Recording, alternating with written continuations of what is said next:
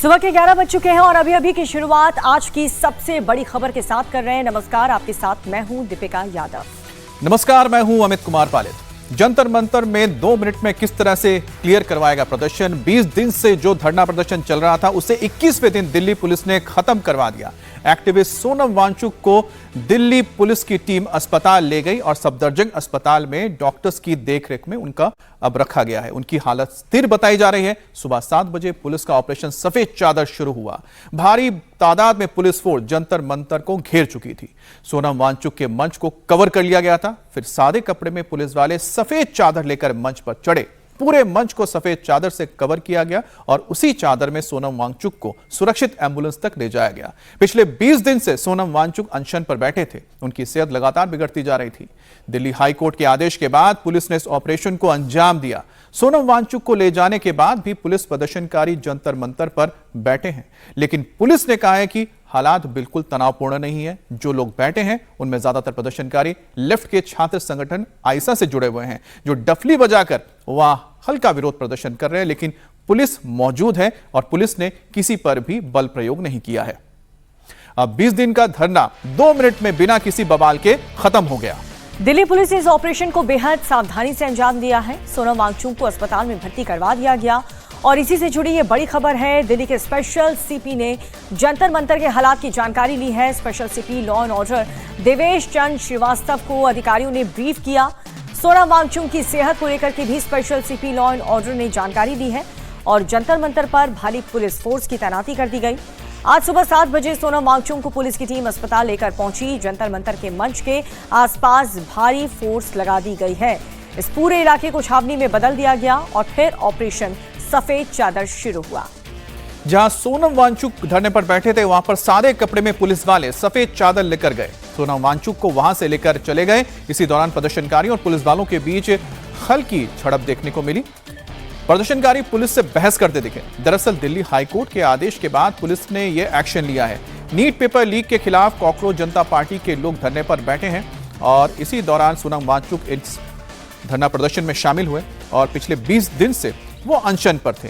हालांकि डॉक्टर्स की टीम उनकी निगरानी कर रही थी, लेकिन उनकी सेहत लगातार बिगड़ती जा रही थी, जिसके बाद 16 तारीख को कोर्ट का ऑर्डर आया था। इस कोर्ट के ऑर्डर में यह भी बताया गया था कि सोनम वांगचुक की तबीयत को लेकर सरकार की ओर से ध्यान रखा जाए। इसके लिए एक डॉक्टर्स की टीम बनाई गई थी जो लगातार उनकी निरीक्षण करती रही, उनकी जांच करती रही और उसी में यह बताया गया कि उनकी तबीयत लगातार खराब होती जा रही है और उनको अब मेडिकल अटेंडेंस की यानी कि ज्यादा निगरानी की जरूरत है, जिसके बाद यह कदम उठाया गया।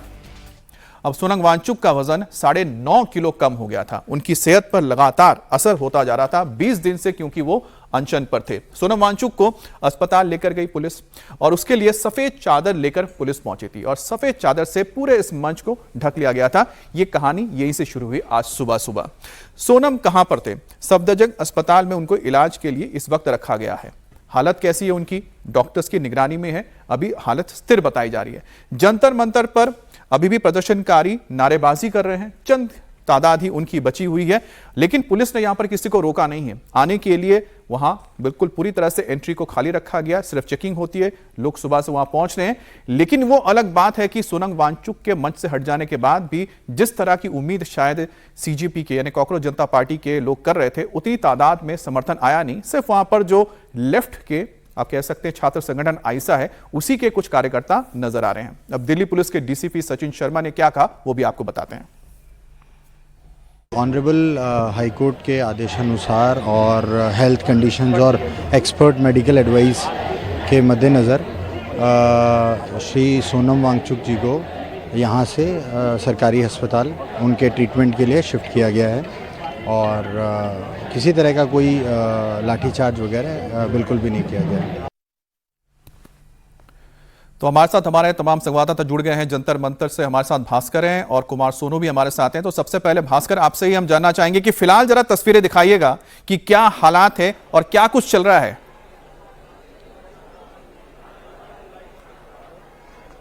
अमित, देखिए अभी भी प्रदर्शनकारी लगातार नारेबाजी कर रहे हैं। हमारे ठीक पीछे मंच है।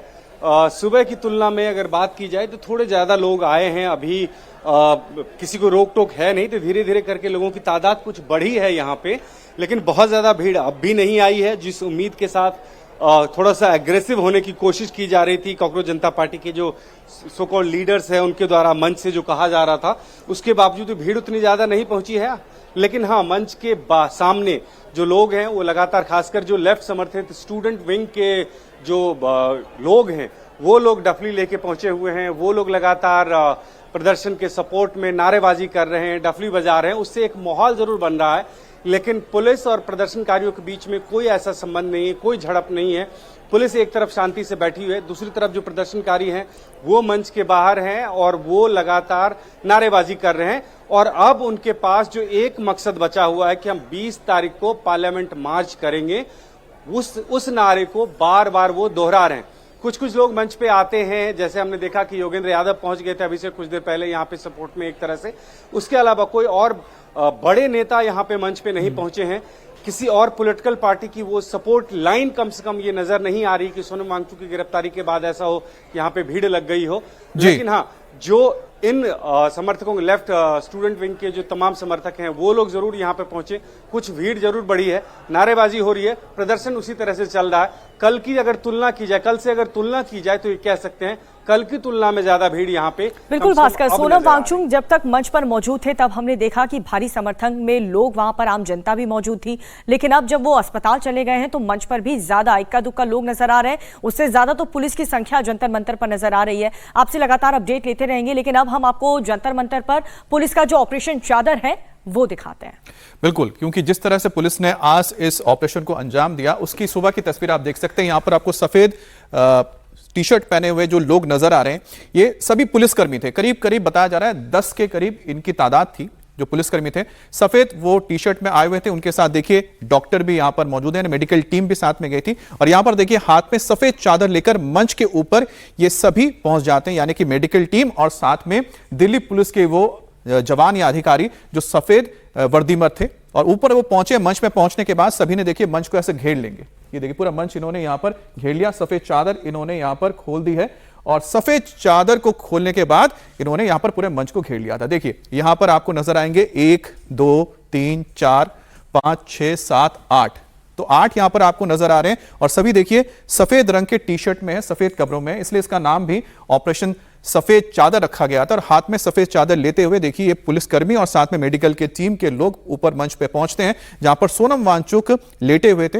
हालांकि कुछ लोगों ने उन्हें रोकने की कोशिश की थी, उनको साइड कर दिया गया। उसके बाद ये पुलिस के जो तमाम जवान थे, ये देखिए यहां पर आपको पैरामिलिट्री फोर्सेस के जवान नजर आ रहे हैं और ठीक उनके साथ दिल्ली पुलिस के जो जवान थे सादी वर्दी में, उन्होंने ये चादर खोल लिया। चादर खोलने के बाद उन्होंने घेर लिया चारों तरफ सोनम वांगचुक को और उसके बाद सोनम वांगचुक को वहां पूछा गया। उसके बाद की हम आपको तस्वीर दिखा रहे हैं, देखिए यहां पर आपको कुछ लोग नजर आ रहे हैं जो बीच में आने की कोशिश कर रहे थे, उनको यहां से हटा दिया गया। यहां पर आपको मेडिकल की टीम भी नजर आएगी जो यहां पर मौजूद थी एम्बुलेंस के साथ। जब वो ऊपर जा रहे थे देखिए यहां पर उन्हें रोकने की कोशिश हुई, यहां पर आप देख पा रहे हैं 1-2 लोग यहां पर कोशिश कर रहे थे। और देखिए कितनी तेजी से ये पूरा का पूरा ऑपरेशन किया गया था, महज चंद मिनट में ही, या कहें कि चंद सेकंड के अंदर ही ये पूरा का पूरा ऑपरेशन सफेद चादर आज जंतर मंतर पर किया गया।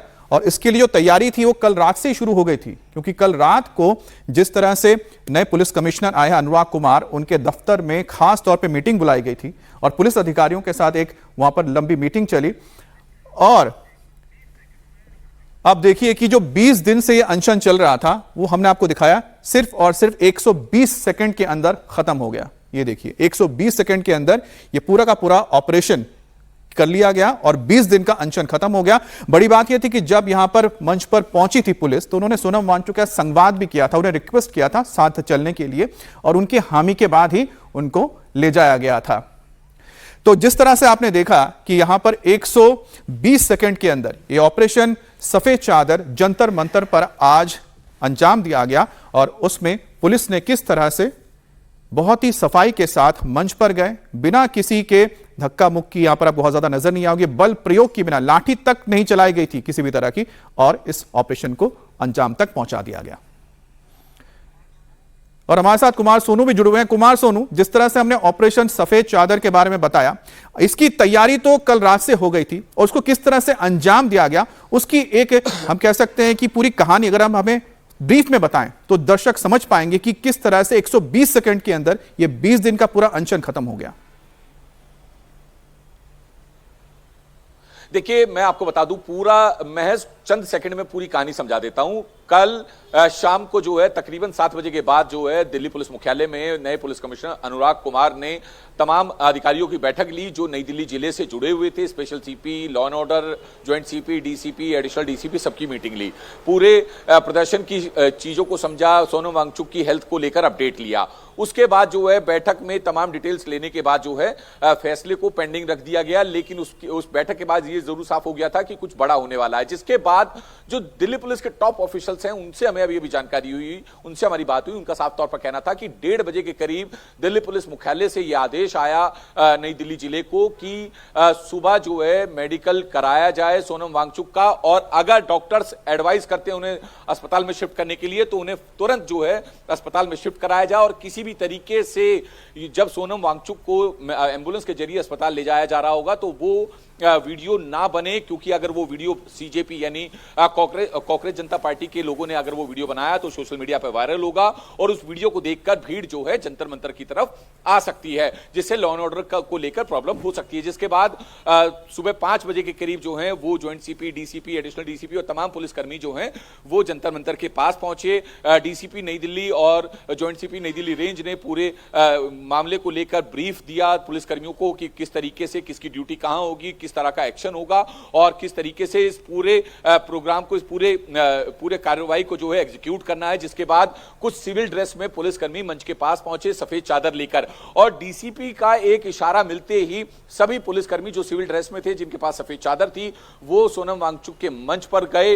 मंच पर चढ़ने के बाद उन्होंने सफेद चादर खोली और चारों तरफ से जो है मंच को सफेद चादर से कवर कर लिया ताकि कोई वीडियो ना बना सके। और उस दौरान जो है सोनम वांगचुक को उठाकर अस्पताल ले जाने के लिए एम्बुलेंस में बिठाया गया और सीधा सफदरजंग अस्पताल लेकर गई पुलिस। आपको एक और बात बता दूं, क्योंकि 20 तारीख को पैदल मार्च का ऐलान किया हुआ है, संसद मार्च का ऐलान सीजेपी की तरफ से किया गया था और ऐसे में पुलिस जो है तमाम प्रिकॉशंस जो है वो ले रही थी। इसके अलावा एक और बात कि आमतौर पर जंतर मंतर या नई दिल्ली इलाके में जब भी कोई अनशन पे बैठा होता है तो उसको आरएमएल अस्पताल ले जाया जाता है, लेकिन इस बार आरएमएल अस्पताल न ले जाकर सीधा सफदरजंग अस्पताल ले जाया गया। उसके पीछे का कारण यह है कि जंतर मंतर से सफदरजंग अस्पताल की दूरी तकरीबन 8 किलोमीटर है और सफदरजंग अस्पताल जो है वो नई दिल्ली जिले से बाहर है और मॉनसून सेशन शुरू होना है। दरअसल पुलिस ये चाहती थी कि किसी भी तरीके से जब सोनम वांगचुक को अस्पताल में शिफ्ट किया जाए तो जो भीड़ अगर यहां से हटे और सफदरजंग अस्पताल की तरफ जाए तो वो तुरंत जो है जंतर मंतर का पूरा एरिया। सोनू, आपने जिस तरह से ये पूरी कहानी बताई उससे तो एक बात ही समझ में आती कि पुलिस ने अपनी तैयारी बखूबी रखी थी और छोटी छोटी चीजों का ख्याल रखा था। उसका सबसे बड़ा उदाहरण था कि पुलिस जो पहुंची थी वहां पर सादी वर्दी में पहुंची थी और हाथ में सफेद चादर लेके पहुंची थी और जिस तरह से मंच को घेरा गया था तो आप समझ सकते हैं कि पुलिस को पता था कि हर एक कदम पर किसकी नजर है और वीडियोस जब बनते हैं, जब वायरल होता है तो उसका नतीजा क्या होता है। आप दोनों नजर बना रखें इस बड़ी खबर पर, हम आपके पास आगे अपडेट के लिए आएंगे। और अब बात करते हैं आजम खान की जौहर यूनिवर्सिटी की, जिस पर संकट के काले बादल मंडरा रहे हैं। आजम खान की यूनिवर्सिटी पर कभी भी बुलडोजर एक्शन हो सकता है। ध्वस्तीकरण का नोटिस मिला है और अब इस पर पॉलिटिक्स शुरू हो चुकी है। आज अखिलेश की पार्टी के सांसद मोहिबुल्लाह नदवी रामपुर जाने वाले हैं और साथ ही उन्होंने कहा है कि वो जौहर यूनिवर्सिटी को जरूर बचाएंगे। मोहिबुल्लाह रामपुर में हिंदू और मुस्लिम संगठन के लोगों से बात करेंगे और वहीं all India Muslim personal law board ने भी जौहर यूनिवर्सिटी को मिले ध्वस्तीकरण के नोटिस को वापस लेने की मांग की है। All India Muslim personal law board का कहना है कि यह कार्रवाई अन्यायपूर्ण है, मुसलमानों की शैक्षणिक तरक्की के खिलाफ है और इसी वजह से उनका विरोध इस कार्रवाई के खिलाफ हो रहा है। अब कहते हैं कि समय बहुत बलवान होता है और इस कहावत का जो उदाहरण है वो रामपुर में जौहर यूनिवर्सिटी के केस में साफ साफ देखने को मिल रहा है। जिस आईएएस ऑफिसर को आजम खान ने 2019 में तनखैया कहा था अपने जूते साफ कराने की हसरत पाली थी, अब वही अधिकारी जौहर यूनिवर्सिटी के भविष्य का फैसला करेगा। और रामपुर विकास प्राधिकरण यानी आरडीए के अध्यक्ष मुरादाबाद मंडल के कमिश्नर अजन्य सिंह हैं। ध्वस्तीकरण के खिलाफ आजम को अब इन्हीं के सामने अपील करनी होगी और अगर उन्हें लगेगा तभी हो सकता है कि ये जो ऑर्डर दिया गया है उसको या रोकें या फिर उसको बरकरार रखें, लेकिन हाजिरी तो अब इन्हीं के दरबार में लगानी होगी जिनसे उन्होंने जूते साफ कराने की ख्वाहिश जाहिर की थी। जानकार बताते हैं कि जौहर यूनिवर्सिटी को बचाने के लिए आजम खान को करीब 100 करोड़ से ज्यादा चुकाने पड़ सकते हैं। प्राधिकरण के फाइन से बचने के लिए आजम के पास 3 रास्ते हैं। अब 3 रास्ते हैं। पहला रास्ता यह है कि आरडीए में 38 बिल्डिंग के मैप कंपाउंडिंग के जरिए पास कराए हैं।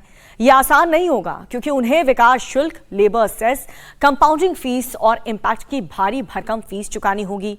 दूसरा रास्ता यह बचता है कि आजम के पास हाईकोर्ट जाने का भी एक रास्ता है, लेकिन नक्शे पास कराने के लिए उन्हें आखिर में आरडीए के पास ही लौट कर आना पड़ेगा।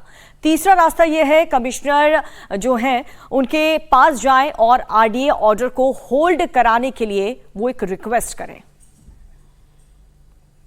तो आपको बता दें कि इस वक्त जो हम आपको तस्वीर दिखा रहे हैं यही वो यूनिवर्सिटी है जिस पर अब बुलडोजर चलने का खतरा पैदा हो गया। 38 ऐसी इमारतें हैं जिसके ऊपर ध्वस्तीकरण की कार्रवाई हो सकती है। अब बड़ी बात यह है कि जिस अधिकारी के सामने ये ख्वाहिश जाहिर की थी आजम खान ने कि वो उनसे अपना जूता साफ कराएंगे, आज वो आरडीए यानी कि रामपुर डेवलपमेंट अथॉरिटी के अध्यक्ष हैं। उनके पास ही अपील करनी होगी अगर वो चाहते हैं कि ये कार्रवाई आगे ना हो या फिर उनको आगे मोहलत दी जाए। अब बात करते हैं यूपी के सीएम योगी आदित्यनाथ की, जिन्होंने 2027 का मिशन शुरू कर दिया है। योगी आदित्यनाथ आज बुलंदशहर का दौरा करने वाले हैं। सीएम योगी 574 करोड़ 5 लाख रुपए की परियोजनाओं की सौगात देंगे, जिनमें 365.3 करोड़ रुपए की परियोजनाओं का शिलान्यास होगा और वहीं 209.2 करोड़ रुपए की परियोजनाओं का लोकार्पण भी करेंगे। मुख्यमंत्री योगी आदित्यनाथ इसके बाद एक जनसभा को संबोधित करने वाले हैं। अब बुलंदशहर जिले की बात करें तो यहां पर 7 विधानसभा सीटें आती हैं। 2022 के विधानसभा चुनाव में बीजेपी ने सभी सीटों पर जीत हासिल की थी। बुलंदशहर सदर, सिकंदराबाद, डिबई, शिकारपुर, अनूपशहर, सियाना, खुर्जा, बुलंदशहर की हर विधानसभा सीट पर बीजेपी कैंडिडेट ने बाजी मारी थी और एक बार फिर से यही उम्मीद की जा रही है 2027 के लिए। और इसी के मद्देनजर आज कई सौगात मिलने जा रही है बुलंदशहर जिले को। और बड़ी खबर आपको बता दें, आज संभल का भी दौरा करेंगे सीएम योगी आदित्यनाथ और 559 करोड़ की परियोजनाओं की सौगात भी देने जा रहे हैं और 24 कोसी यात्रा के विकास का काम शुरू होगा। एक बार फिर से संभल को भारत के सांस्कृतिक धरोहर के तौर पर पेश किया जाएगा। आध्यात्मिक शहर के तौर पर एक बार फिर से इसकी नींव रखी जाएगी और उसके लिए करीब 570 करोड़ की परियोजना का सौगात दिया जाएगा।